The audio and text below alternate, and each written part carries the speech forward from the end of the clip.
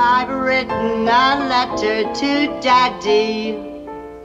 His address is heaven above. Greetings from Castle Goring, from Mickey, Aurora, and from me.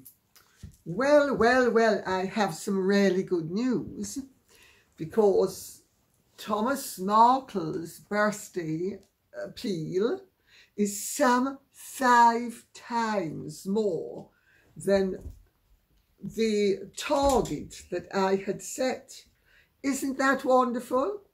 Over 2,000 people have shown their regard for him. They have shown their compassion. They have shown that he may have a thankless daughter, but there are good and kind and decent and appreciative people in the world. Isn't it wonderful? I have to say, I'm absolutely thrilled. Now, since we're mentioning the daughter,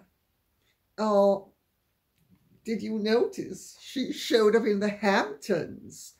She arrived in a private plane. You know, I'm so classy. I just couldn't fly commercial ever. I mean, if I have to fly commercial, it means that I'm not classy anymore. And I'm really classy. I don't turn right. I don't turn left. I go straight to the top. When a girl's got ability, she goes straight to the top. Well, she was, according to the papers, attending a business summit to try to presumably network and gain experience about business, so that, and I don't mean monkey business either, I mean serious business, the business of making money. After all, a girl's talents only go so far before technical ability of a different sort is called for. And she was photographed with Misha Nunu and with Bobby Brown, both of whom she's known for a long time. Then, of course, we had to be treated to the treacle of how wonderful she is. And I'm going to actually quote, maybe I didn't actually, I didn't, so I'm not going to quote. I thought I was going to cull it, but I culled it in the more appropriate way. But she was having her praises sung by Jamie Kern Lima and by Sarah Blakely, who is the founder of Spanx, and Jamie Kern Lima is the IT Cosmetics co-founder. And of course, we had to hear how wonderful Meghan is and what a marvellous friend she is. Jessica? What are you doing here? Jessica! What are you doing here? Get away, Jessica! Nikki? I know you dumped me, but my turn to dump you. Daddy, I wrote a letter to Daddy. Yes, I did. That stupid old woman, the one that I named my daughter after, Lilibet Windsor. Can you imagine? The stupid old woman actually was dumb enough to suggest to me that I write to Daddy and make it up. Well, I made sure I wrote to Daddy, and I made sure I never make it up. Am I not clever? You see, I can work my way around anybody, including stupid old women of 90-something. Well, she's managed to get herself in the newspapers yet again. And she also managed to do it on her terms, via a private plane. One act of compassion at a time. Net zero, as long as you're the ones who are gonna not make the contributions that I make to carbon emissions, because I'm too important to fly commercial. Cock your finger and take tea. Well, the other noteworthy thing that has happened in the last day or two was that Anne Deschamps, who is the Paris 2024 Olympics organizer, has apologized for any offence caused to Christians by the opening ceremony, with the conflation of Da Vinci's Last Supper and the drag act and the naked man and the Lelouch presentation that was going to be so cool. You know, I remember when I was 18, no, I was 19. One of the guys at She, which was one of the two hot boutiques in New York, and I used to supply them with clothes because I was at the Fashion Institute at the time, and I used to have a roaring trade on the side with supplying She and Abracadabra with garments for them to sell. And he said to me, he said, "You know, you're so cool." And I said to him, "Cool? I'm definitely not cool." He said, "Oh, you are." I said, "I think that's an insult." I said, "Cool is crap." Oh dear. Takes me back. So now, without further ado, I'm going to plunge in with the meat, which is, Susan says, how unbelievable that Harry wants the royal family, in particular Catherine, William and Charles, to put everything behind them and reconcile. So, the royals did nothing wrong, suffered all kinds of insults, lies and disgraceful behaviours from Harry and Meghan, but they are expected to just let it go. Extraordinary. Well, you can say that again.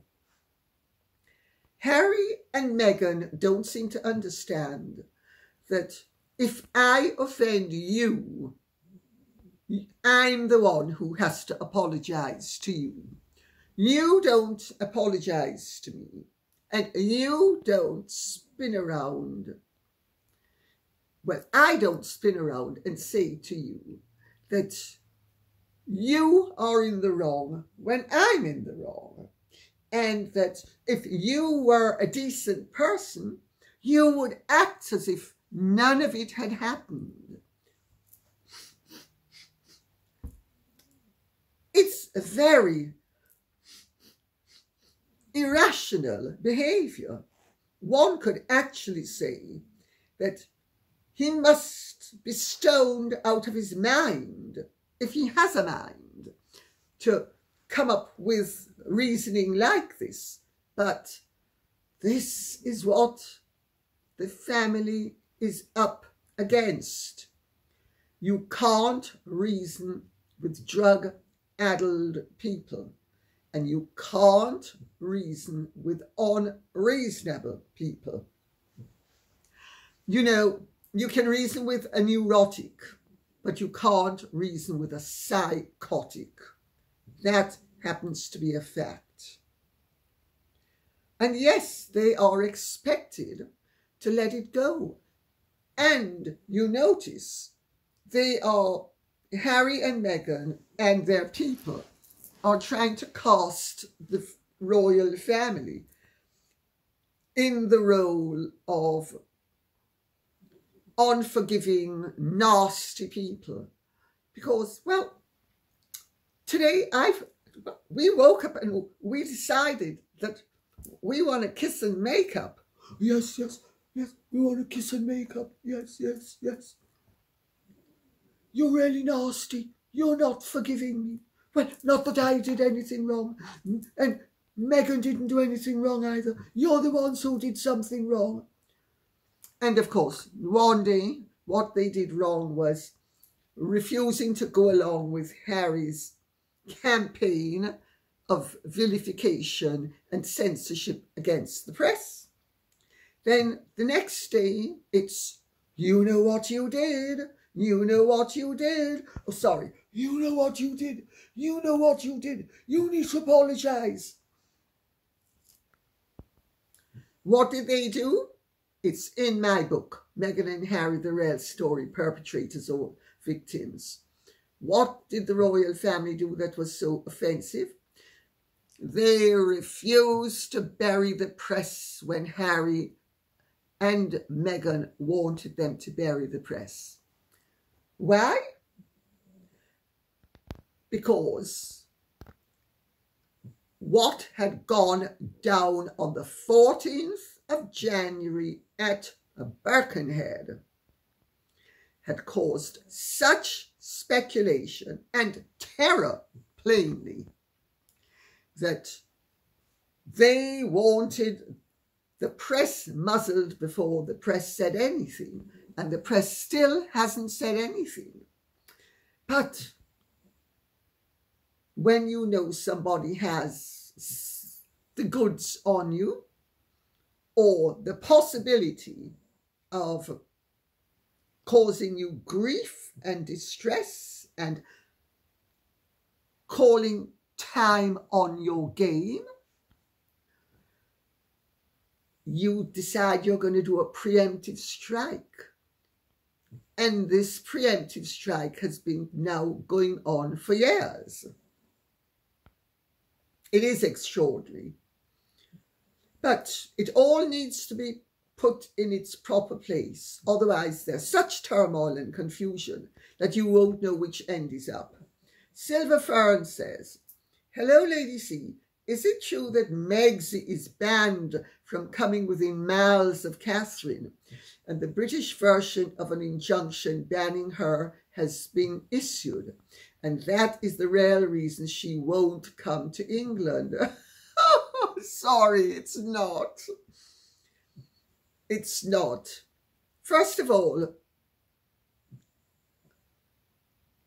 Catherine did not need to apply for an injunction banning Meghan from being in her presence. She and William did something far more effective. They simply got the lease of Frogmore Cottage rescinded. And they make sure that they are nowhere near Meghan and Harry. Unless, of course, it's for a public occasion such as the Queen's funeral, where it's all carefully choreographed and nobody can step out of line. And if anybody tried to, there would be a big problem. So, no, Meghan isn't coming to England because she's terrified of the reaction. She's terrified of being booed. She understands how destructive to her earning power in the United States of America her unpopularity here is. What she hasn't yet fully appreciated is she can pose all she wants with Misha Nanu and Bobby Brown and anybody else. She's unpopular in the United States of America as well. People have seen through her. They don't like the reality of what they've seen. She's being cautious, and there is also, as more than one person has pointed out to me, the possibility that she not only doesn't want for herself to be here, but she definitely doesn't want the children to be here. Familiarity breeds contempt.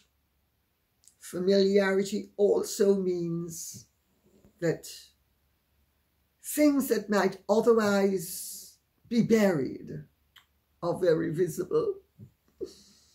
And also, it doesn't behoove you to give access to your life insurance policies when they are in danger of being revoked. You have to avoid all possibilities of revocation. I hope that answers the question. Sid Mountaineer says, what Meghan said, how she said it, and the words she used about how it was, quoting, like playing a whack-a-mole, end of quote, proves that she and Harry tried to quash, destroy, extinguish every article published that they didn't like. Meghan is a bully. Don't take my word for it. Take the word of everybody who worked with her and was bullied. Take the word of her family. Meghan has always been a bully, whether overtly or covertly, whether actively aggressively or passively aggressively. She has always been a bully. As Nikki Pretty pointed out, when Meghan was a little girl, if she didn't like the way things were going, she'd simply stop speaking to you. And she would never kiss and make up. It was up to you to kiss and make up. Whack-a-mole. Yes, absolutely right. Oh, she thought that she could whack the mole and that the mole would just roll over and die. And it's not quite happened like that, because they have quashed an awful lot. They have had collusion from people who should have been sufficiently self-respecting as to be defending against them. I refer, for starters, to Dame Caroline McCall, who should have been defending Piers Morgan's right to say that he did not believe what Meghan was saying in the Oprah interview. And since she has had 17 proven lies in that interview alone that the whole world knows about, one wonders, where is Dame Caroline McCall's integrity, and where is her rectitude, and where is her sense of right and wrong? She has never apologized to Piers Morgan. She has never said that she was in the wrong and he was in the right. Never. Meghan has friends. I should actually say she has allies, because they're not friends. They're allies. and they all have the same agenda. It is an agenda that is sanctimoniously repressive, neo-puritanically obstructive. It is anti-everything that I stand for. I'm sure many of you have seen over the years, when I'm wrong, I throw my hands up and say mea culpa, and sometimes even mea maxima culpa. That's what honourable people do. When you're wrong, you admit it. You don't even need to be invited to do it. You do it because it's the honourable thing to do.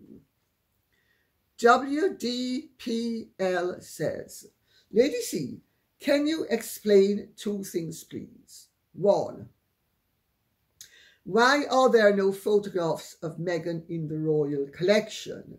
And 2, why is Harry saying that he won't bring his wife and kids to the UK over security concerns when he has better security in the UK if he's with his family than he has anywhere else? Excellent questions. Thank you very much for those, WDPL.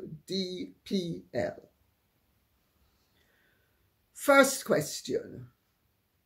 There are no photographs of Meghan in the royal collection because Meghan is being expunged.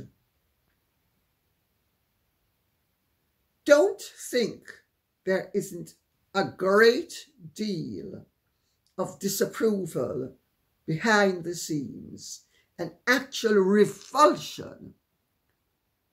One of the royals said to me that Meghan is viewed like the plague, that Meghan is viewed with revulsion. They find her revolting.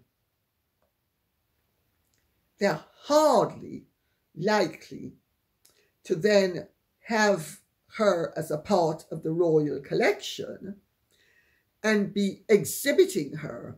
Their feeling is that she exhibits herself quite sufficiently, that she exploits them and her royal position quite not only sufficiently, but singularly, and that they see no reason for her to be given any credence, credibility, or a platform with which to promote herself at their expense and to the detriment of the British monarchy, the British people, and the Commonwealth.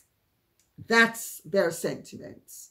That's why there are no images of Meghan, not even one, evidently, in the royal connection. As a matter of course, there would have been, but not now. I suspect you can see why they wouldn't want to be promoting that cheap and vulgar hustler. Now, number 2. Very good question. Why isn't he bringing his wife and kids over to the UK over his security concerns? Well, my understanding is he's hoping to blackmail his father and put pressure on his father so that his father will begin to support him and his desire for IPP status, which means that then the Americans have to pay for his security when he's in the United States of America. We would only have to pay for it when he was here. And indeed, we pay for it when he is here in any event. As long as he gives notice, he is given security. So this is yet another fabrication and concoction on the part of Harry and Meghan. having created a problem where none does exist and none can reasonably be said to exist. Because if Harry gives notice, he is given full security, as indeed is that cow of a wife of his and his 2 children. They would be given security. However, it's not very advisable because it's not good for Meghan's security to have those children here. No, no, no. Oh, my goodness. Oh, I think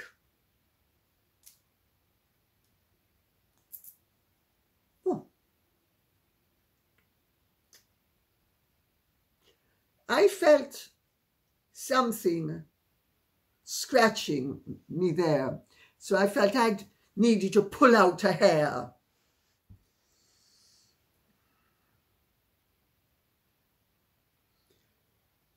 Not, of course, that that has anything whatsoever, nothing to do with the children coming to this country.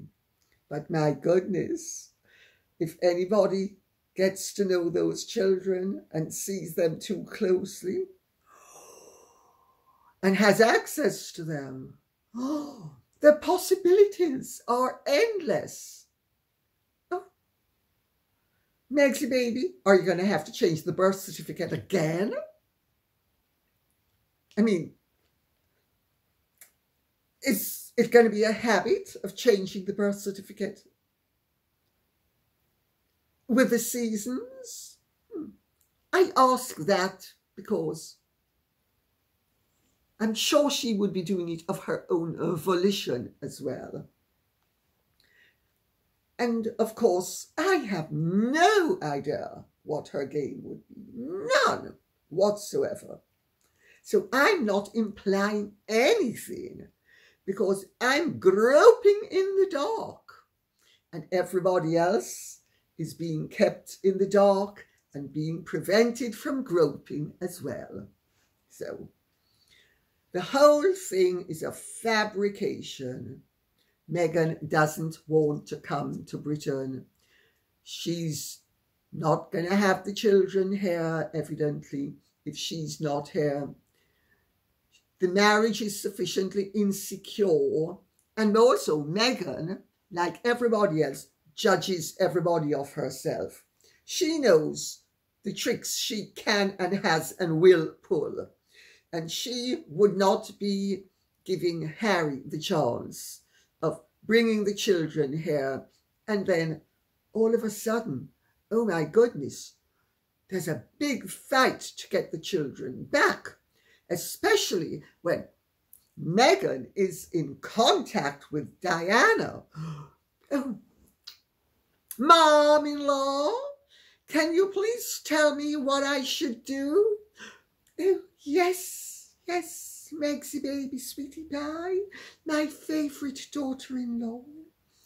Yes, you need to listen and learn from your mom-in-law that you've got to be careful.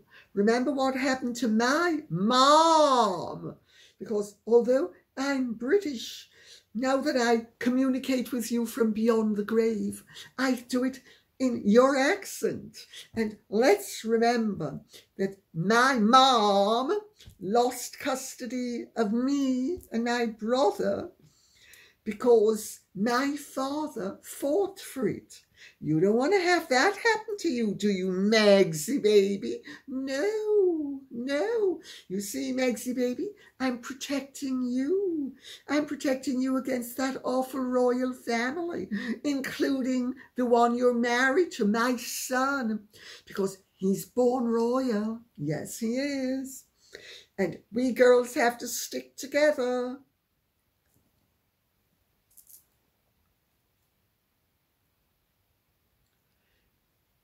And pigs fly. The whole thing is so farcical and ludicrous, and it's so paranoid, and it's so crazy that you couldn't make any of it up.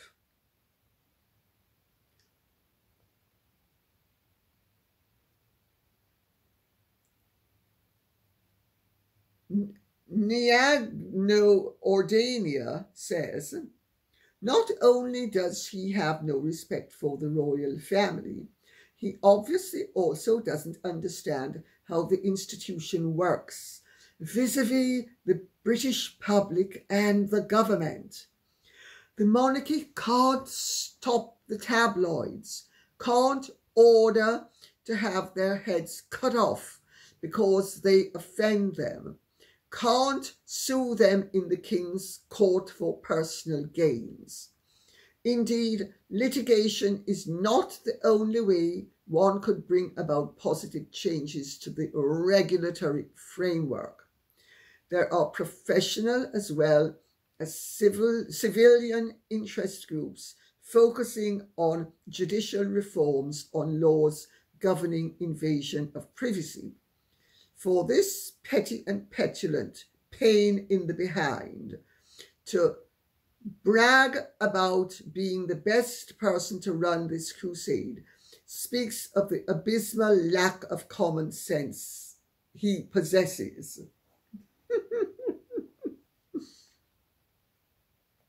I thought I'd read that out because it's so spot on.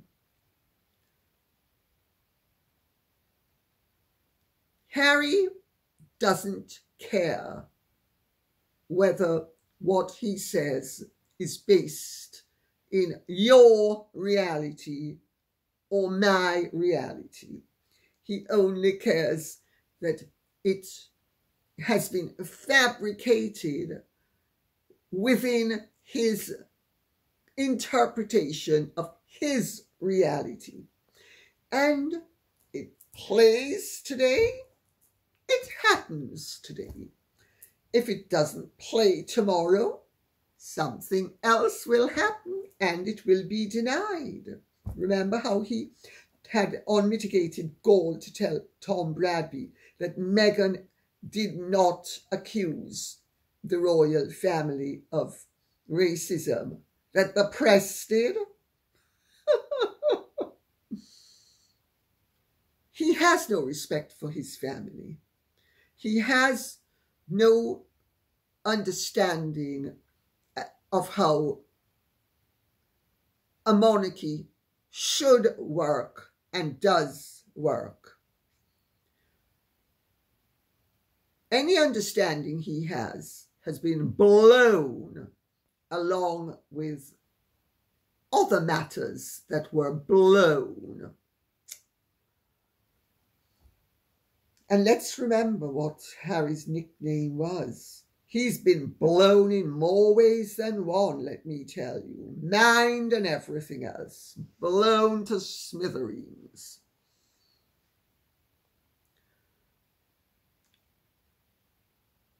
If he had any real interest in the development of British society, he would not be trying to shut down the free press in this country and hampering its ability to speak the truth. As it is, the press is so challenged that it doesn't speak the truth 9 times out of 10. The press worldwide is under huge pressure from the internet. And it is to this age what agriculturalism was to the industrial age.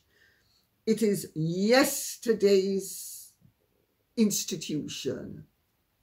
Today's institution is the internet.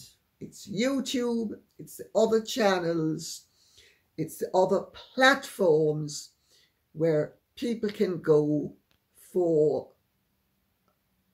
uncensored and accurate information. Kendra Langdon says, Harry is all for a free press if it's BS coming from him and his wife. Just not for the rest of the world. Do these two really believe that the general population of the world can't see right through them? It's as if their respective fathers were glaciers.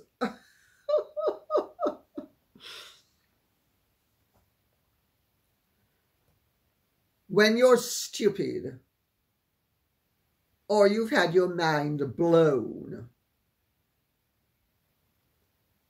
or you are delusional, or you have no powers of reasoning and no insight, and you are so arrogant and so lacking in insight as well, that you actually think if you declare it, it is so.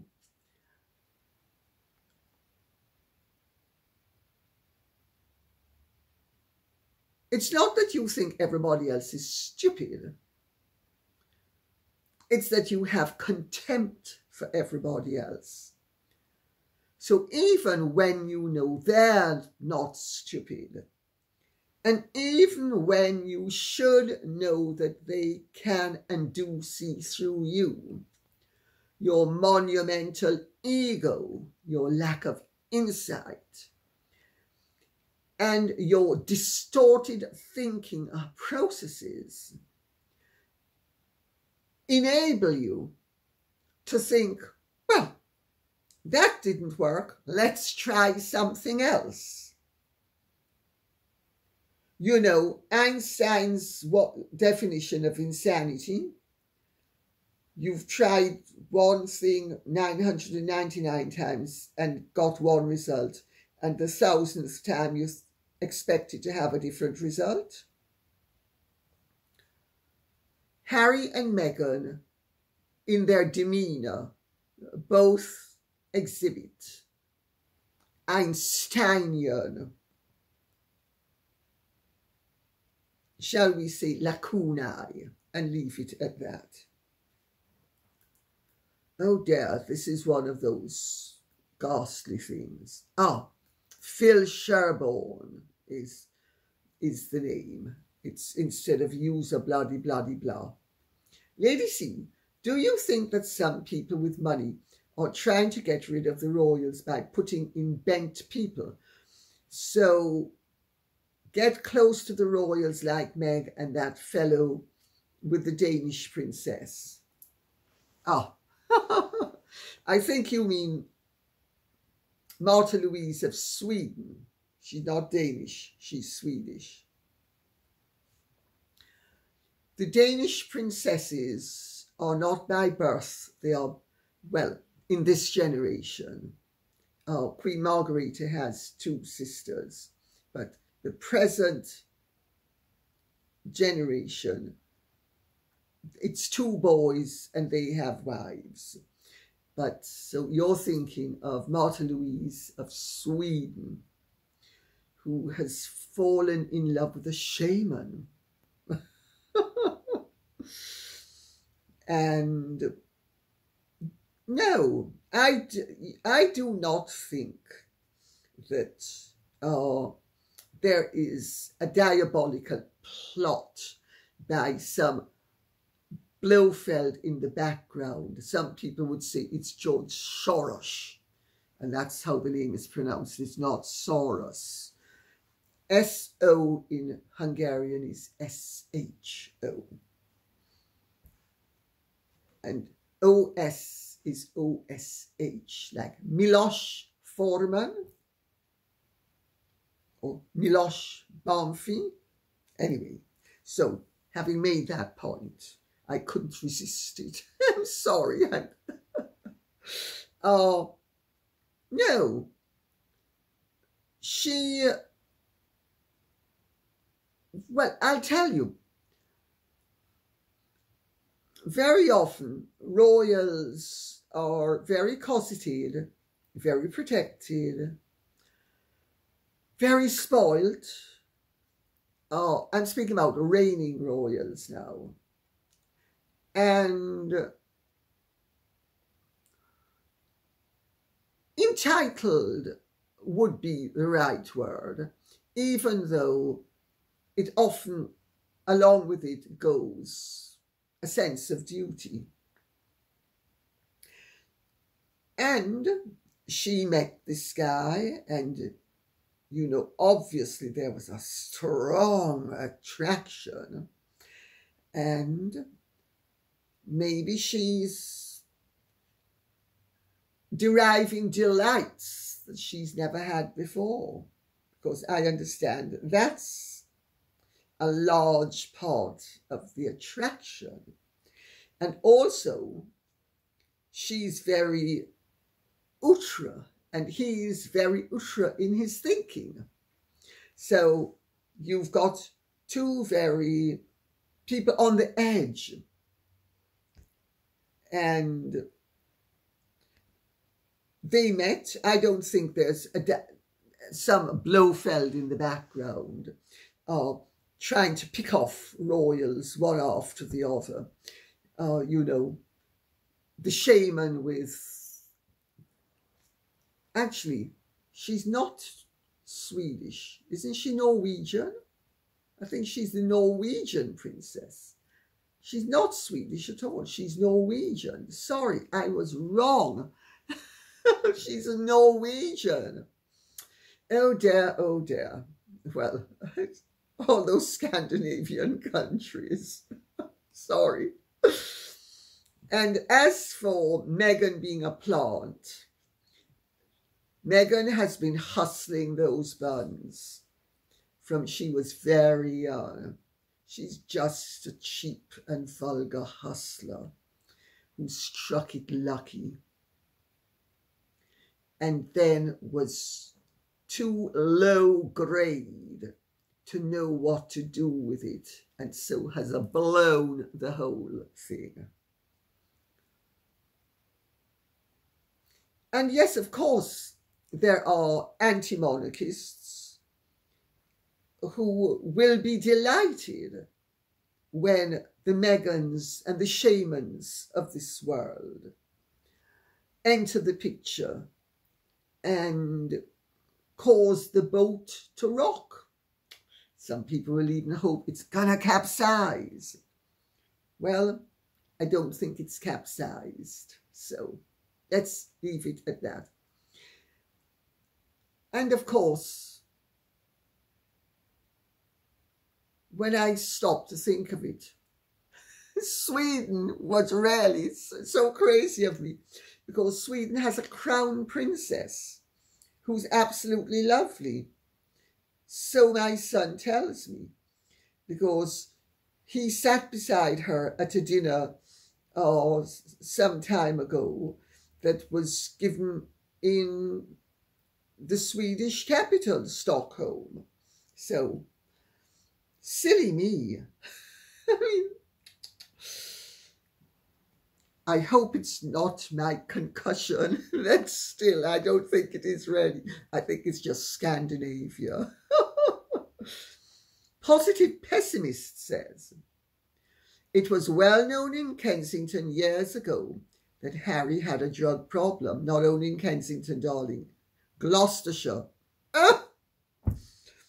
In fact, I used to have to hold my nose when I drove past Highgrove, because in those days I had a place in Gloucestershire, and whenever we had to drive past Highgrove, the pong, you would have thought you were in the ganja fields of Jamaica. That's a little bit of an exaggeration, but I think you get the point I'm trying to make. Anyway, I remember his behaviour was being questioned in the Daily Mail. I believe this was around 2008. And I posted that he needed to get into drug rehab, and my account was banned. That was back when the palace and the media were covering for him. Maybe if the issue had been nipped in the bud back then, things wouldn't have ended up such a colossal mess? I'm not so sure about that. Each addict has his own trajectory. Now, of course, Harry would say he's not an addict. But then my mother would have denied she was an alcoholic, even though she died of alcoholism. But there we go. Some addicts never admit that they're addicts. And some hit bottom and come to their senses, and others don't. And you don't know what the trajectory is going to be, and don't think they know either. But there are only 3 outcomes for addicts: recovery, insanity, or death. That's the standard description in the 12-step program. And it is true. Of course, it may take a long time for you to finish yourself off. My mother died at 77 years old. So, you know, if you have a good constitution, you can go for a long time creating havoc. But that was her terminus. C. Constantinu says, Lady C, surely Hugh Grant's complaint on phone hacking is a valid one, regardless of what made him newsworthy so many years ago. No, it's not. The matter has been done and dusted, and no, it's not. His complaint then, when it would have been justified, now it is not. It was out of time. It endangers a free press. I'm sorry. It is irresponsible and self-indulgent. And I say this as somebody whose phone was hacked and who, with Operation Wheating, they tried to get me to jump on the bandwagon, and I refused to do it. And I explained to the inspector, chief inspector, whatever his name was, I don't remember now, that the price you pay for privilege is, to an extent, you need to be aware of the fact that sometimes discomforting things will happen. And I did not think that it was a good idea to take part in Operation Wheating, because we need a free press more than celebrities and royals and aristocrats need privacy beyond that which is already assured them. I had a remedy. It was a terrible remedy. It cost me a lot, and I had little and no money to spend, but so I was having to sue really on a shoestring, but and make sacrifices to do it, but I did. Sorry, Hugh Grant could have made the same sacrifices. He could think that his interests are secondary to those of the nation. If I could have thought of it, why can't he? Sorry. Charlotte Pembroke says, Hugh Grant can be seen on an almost daily basis on the district line, first thing in the morning. I have seen him several times.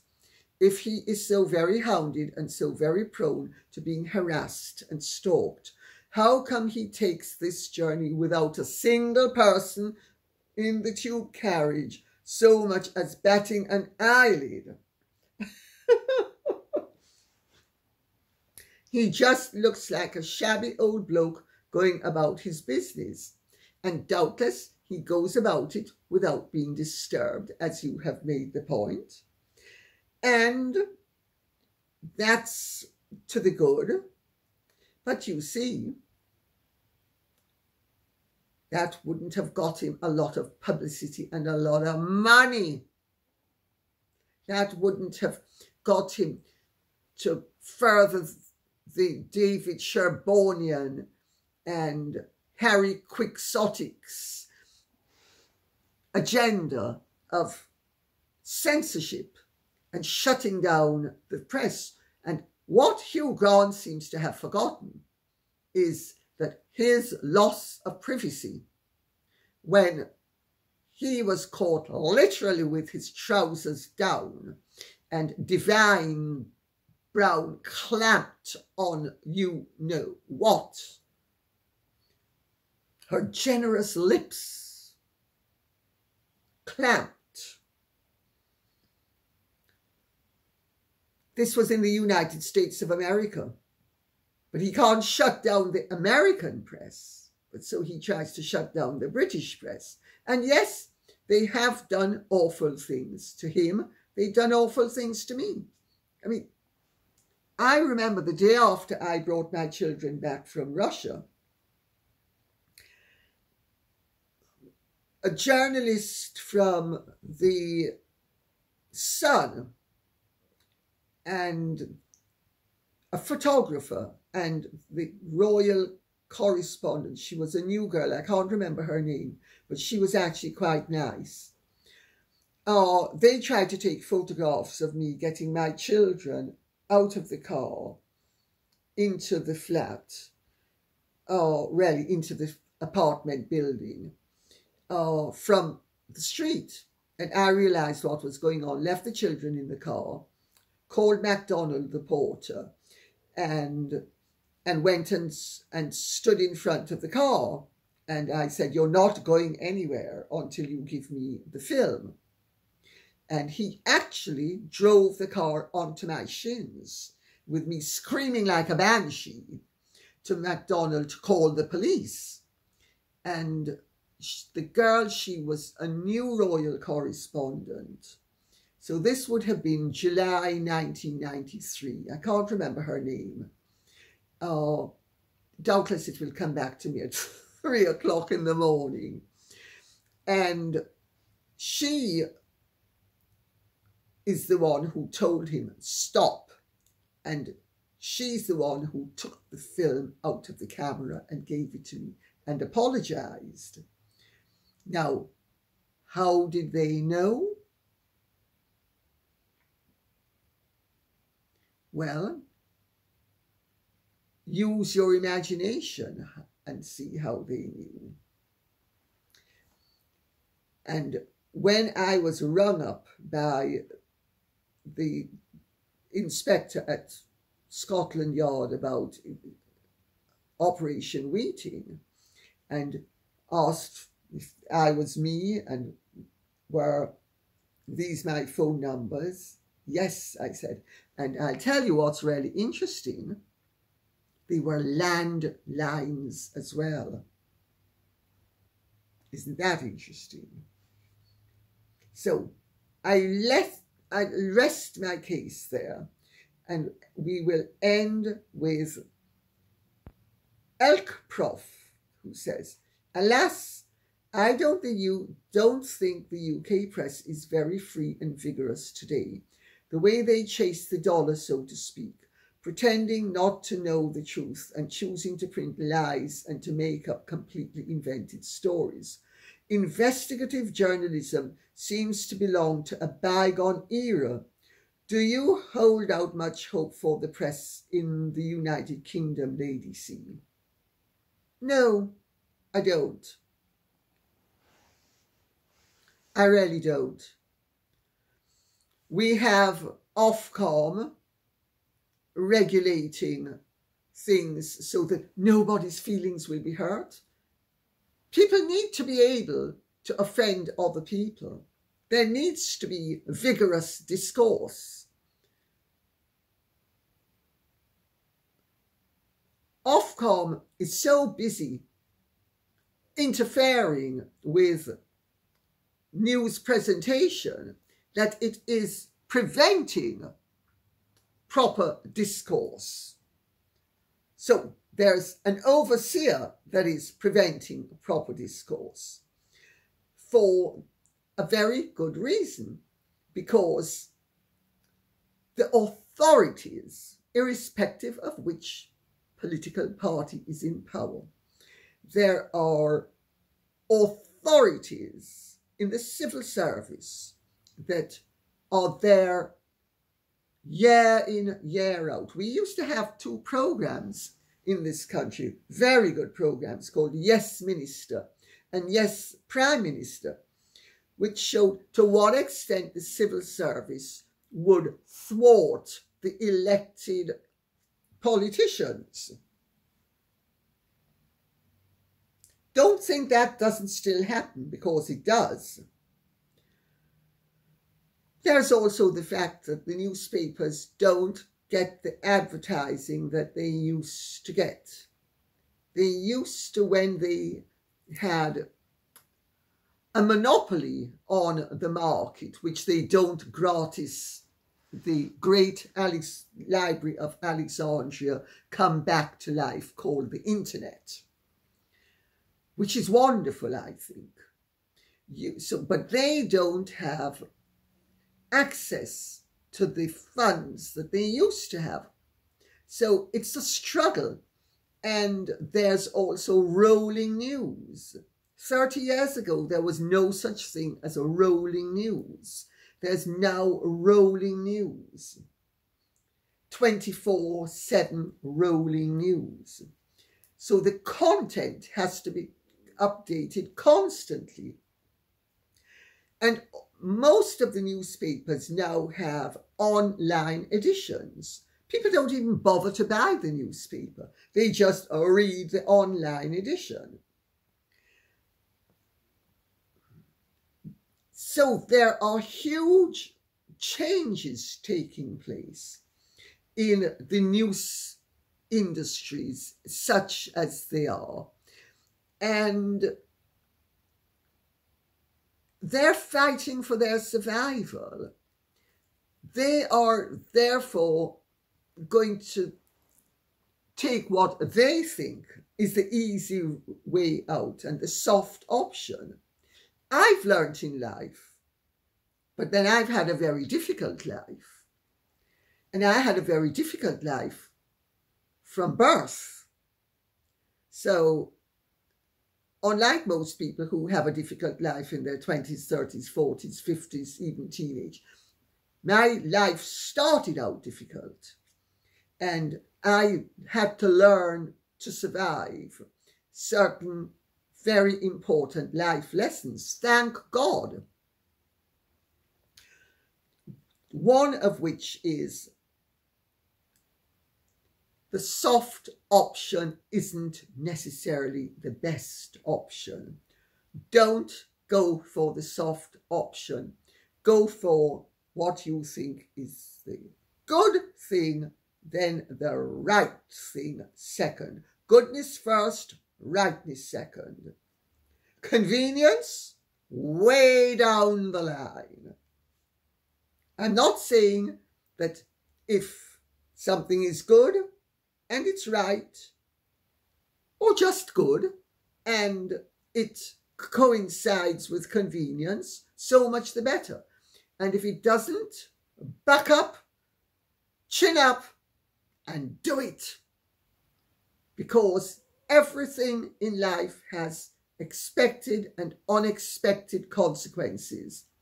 And you may as well be brave, and you may as well be courageous, and you may as well be upstanding, and you may as well live your life in such a way that you will keep your self-respect no matter what happens, rather than selling yourself down the drain.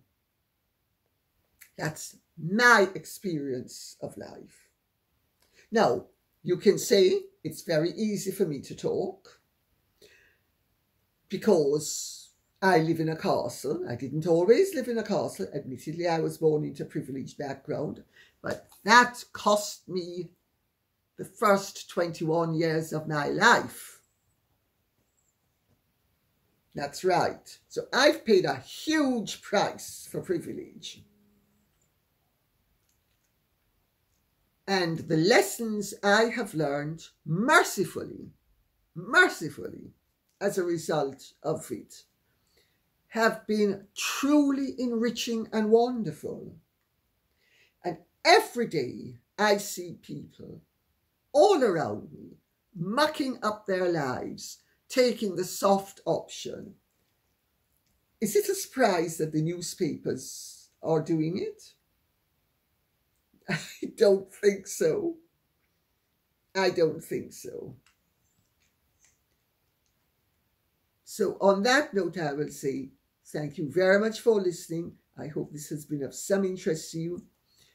Please keep the questions and comments coming in so that I will know what ground you would like me to cover with you.